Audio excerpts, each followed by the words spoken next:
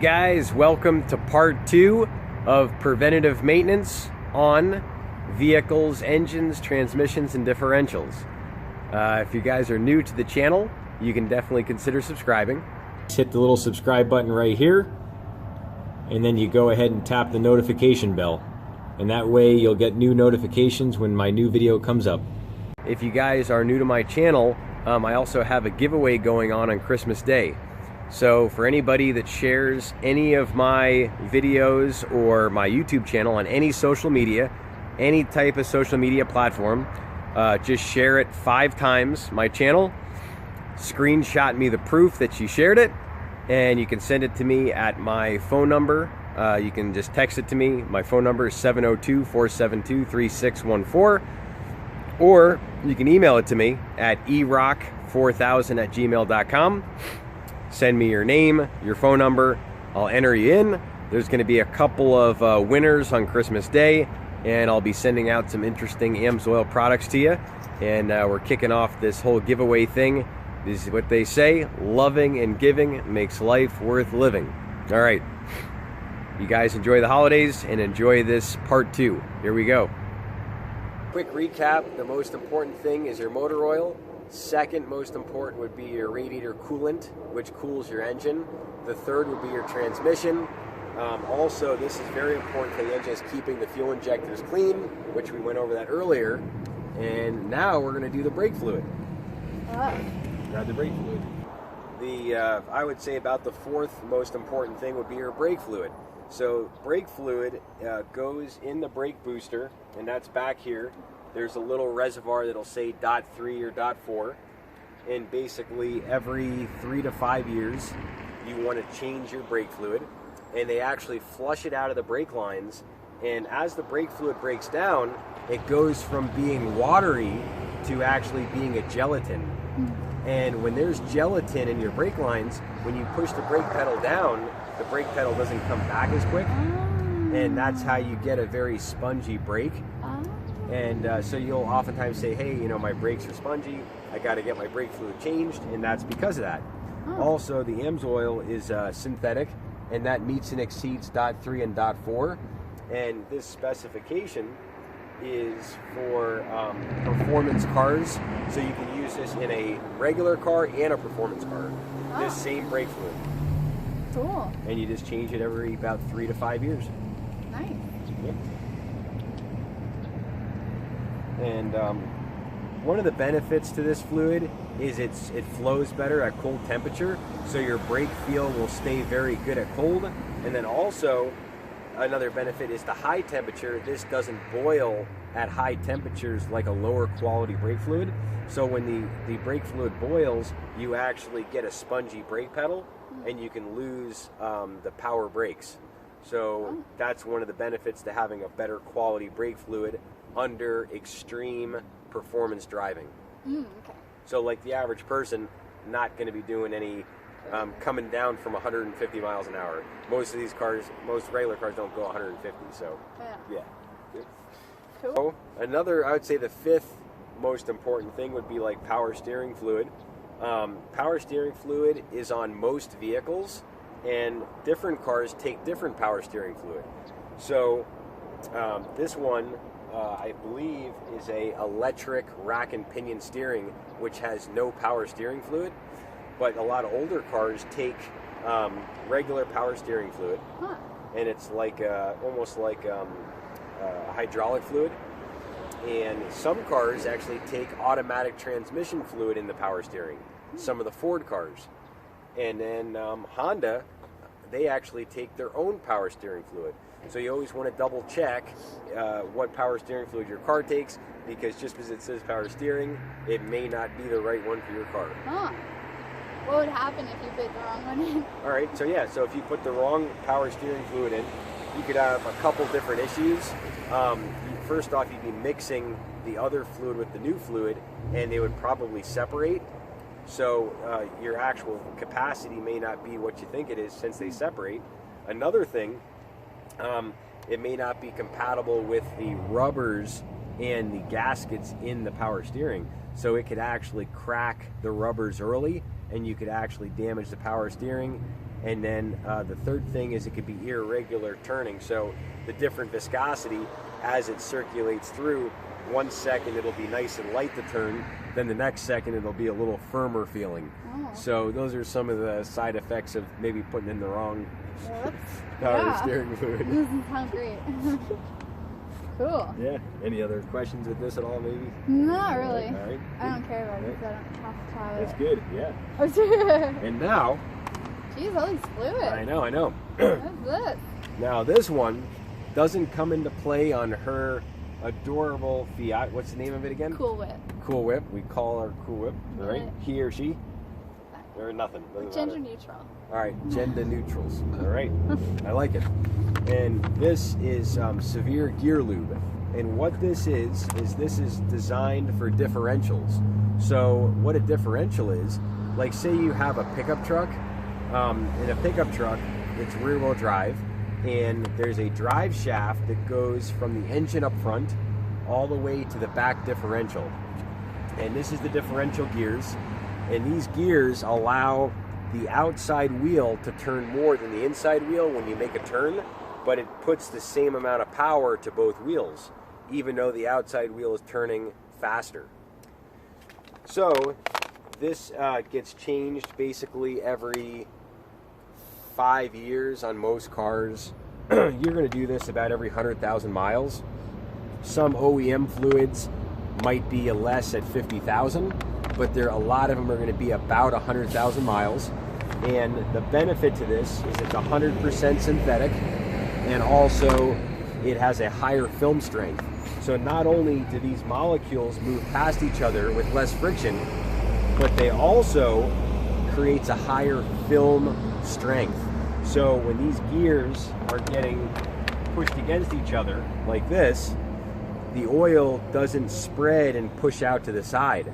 Because when the lubricant actually pushes out to the side, it becomes metal on metal, and then it gets very high heat, and eventually it'll start to shave the metal, and metallic will actually go into your gear lube, and then that metallic will circulate through the gears and the clutch plates, and it can wear out your whole diff.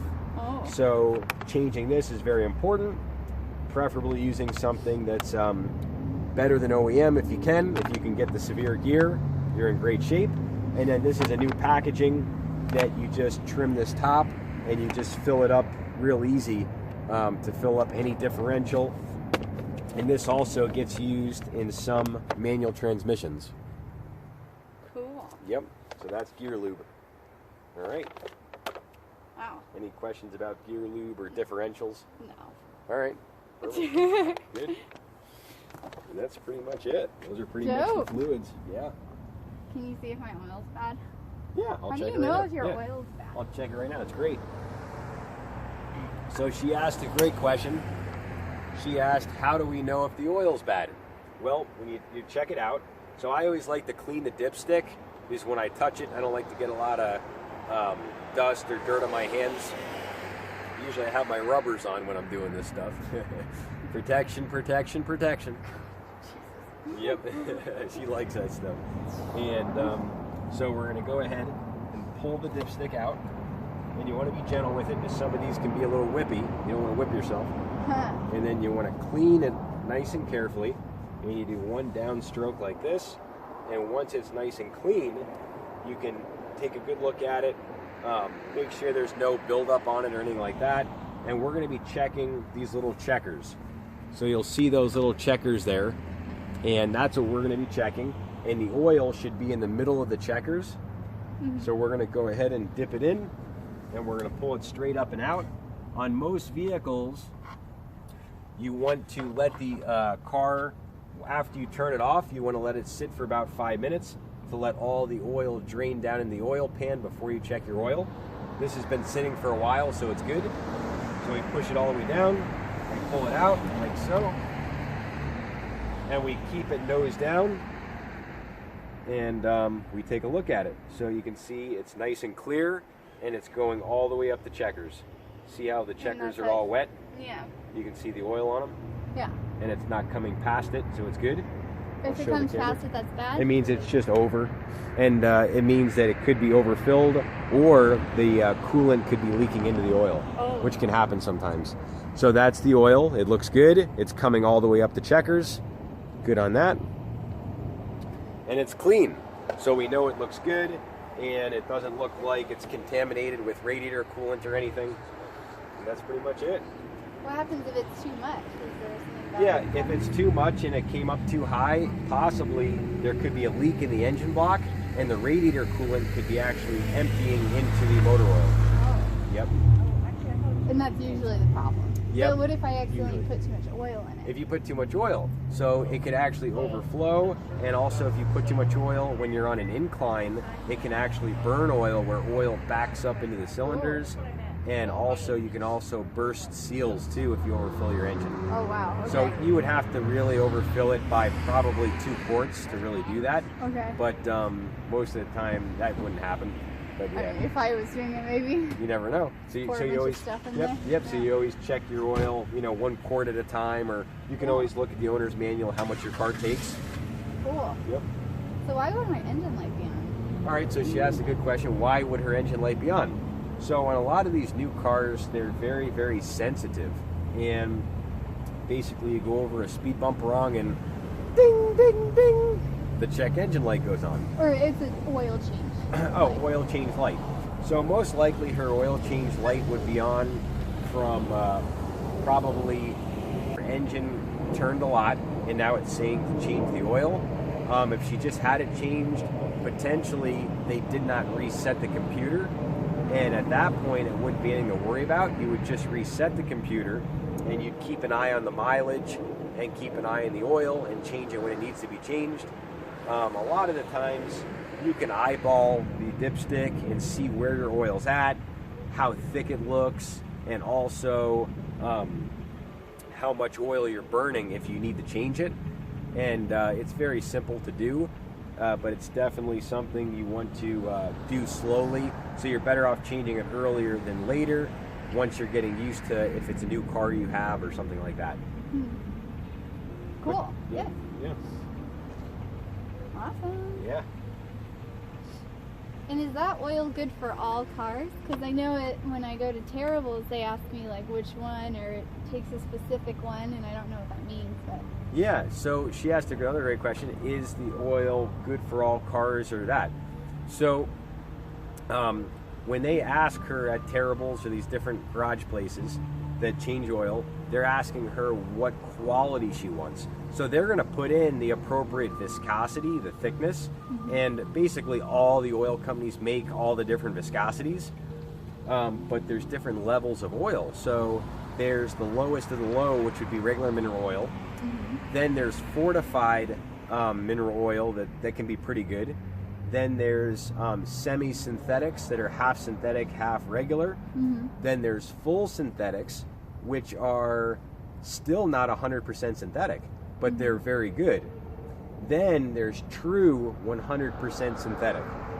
And the true 100% synthetic don't burn off like the other full synthetics. And they also handle heat much better with a higher film strength. And also they have much better cold starting protection. And about 80% of the wear on any engine is during the cold start. So when you use 100% synthetic and then you use a really good AMSOIL filter, both of those two things together, that's how the protection is 2 to 4 times better than using original equipment fluids. So a lot of people, they go, synthetic, and that's something that it's just not even close. One full synthetic may not even be close to another full synthetic, let alone 100% synthetic is still a whole nother level above those. And to kind of put it into terms, to kind of paint the picture, Mobile One Extended Performance is good for 1 year, 15,000 miles. And AMSOIL Signature Series, this AMSOIL outperforms Mobile One Extended Performance by 4 times in the industry standard turbocharger deposit test. So they actually heat this oil up and they measure the carbon deposits that form because it's breaking down. And this breaks down at 1/4 of the rate of Mobile One Extended Performance. And it burns off at half the rate. So over time, a lot of engines consume oil, and you have to add more in because it's burning it. This burns off at 1/2 the rate of Mobil 1 Extended Performance. Wow. Yeah. Cool. Yep. All right, so we're here with Brittany, and she's been given a bottle of PI Performance Improver from me, and that's her gift for helping me with this video. It really means a lot to me. And, thank you. Yep, and all you do is put this in every 4,000 miles. You That's just it. put it in? Yep, put it in. You got it. Wow, I'm so excited. Yep, she's got it.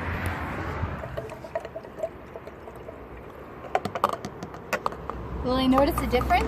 Yes. So what this is going to do, it's going to clean the fuel injectors. It's going to clean the valves so there's better compression and also less blow-by. It's also going to clean the ethanol varnish out of the fuel system.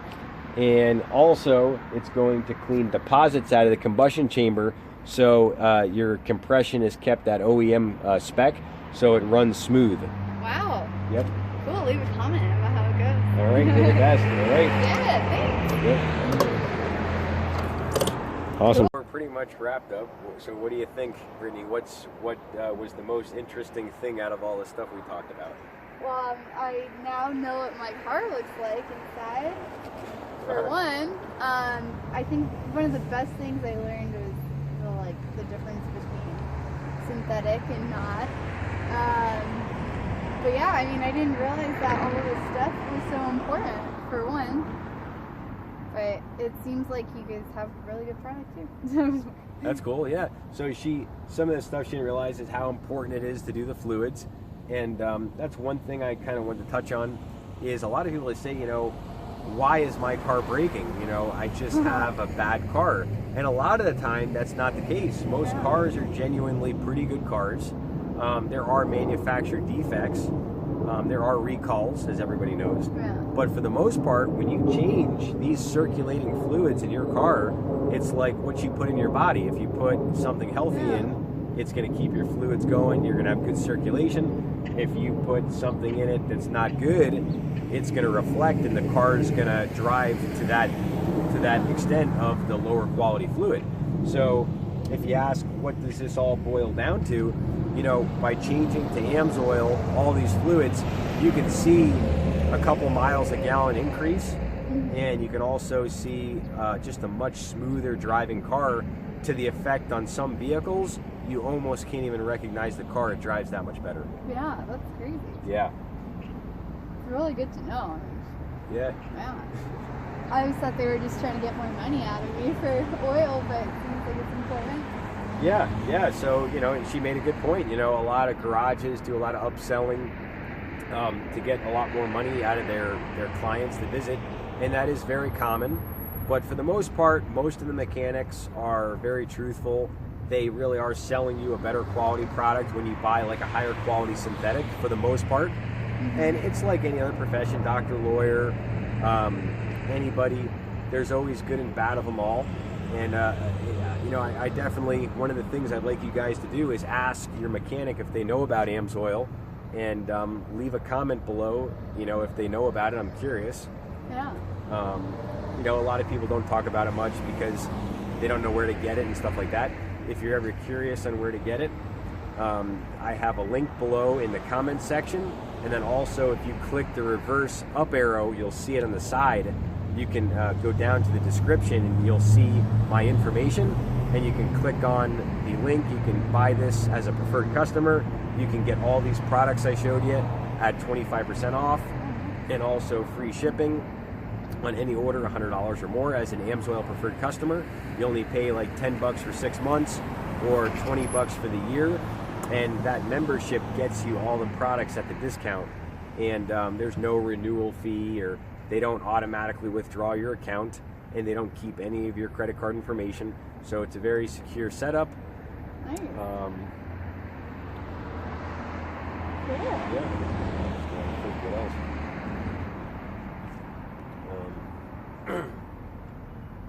Anything you can think of? Why don't all mechanics have this? All right, say that louder. Yeah, why don't all mechanics have this? Yeah, that's a good question. So a lot of mechanics don't carry AMSOIL because it doesn't really make them the money they're expecting. They want the repetition of having the cars come back. A lot of the time, if it's not fluids, they're also changing windshield wipers, the air filter to the engine. They're also changing the cabin filter. Some mechanics do yearly inspections, so they want this constant repetition coming back, keeping their clients at top of mind so they know where to bring their vehicle as soon as possible, and also who to recommend to them. Because the more you spend time with somebody, you get to know them, and then they'll refer you more people. So most mechanics don't use AMSOIL a lot, is they really want the repetition for them to come back, which there's nothing wrong with. You know, it's an understandable business model. Cool. Yeah. That makes sense. Yeah. Well, awesome. Thank you. I feel like I've learned so much. Yeah, Seriously, yeah. Happy to. Yeah, happy to. So, now I feel like I'll be able to talk to a mechanic like a normal person. That's instead cool. of being like, I don't know, do whatever. That's cool. Yeah. So she feels confident. She can, talk to a mechanic like a regular person now, and that's my goal for this. And I'll quick recap real fast. The most important thing is your motor oil, oil filter, fuel injection cleaner, radiator coolant, your transmission fluid, your power steering, your brake fluid, and you just want to keep an eye on all of them. If you write down when you changed them last, you'll be in great shape, and I can promise you your car will last much longer. You don't have to use AMSOIL. AMSOIL is just a nice upgrade, like using a high-performance tire or using a aftermarket upgraded brake pads. The tire that comes on your car isn't necessarily the softest, highest traction tire that comes in your cars. And it's like AMSOIL. There's fluids that you can get for your car that are so much better. So it's very comparable. And that's pretty much it. If you guys are new to the channel, my name is Eben. I'm your host. This is Brittany. She's a good friend. She's on my Facebook, and she wanted to learn about cars. And if you guys really enjoyed this, it'd be great if you could give it a thumbs up. And also, if you haven't subscribed, feel free to if you'd like, if you're interested on exponentially protecting your vehicle. And as always, you can always reach out to me anytime. Leave a comment below. I'll definitely get back to you. And we'll see you guys back next time on synthetic oil protection. All right? Thanks, guys. Bye.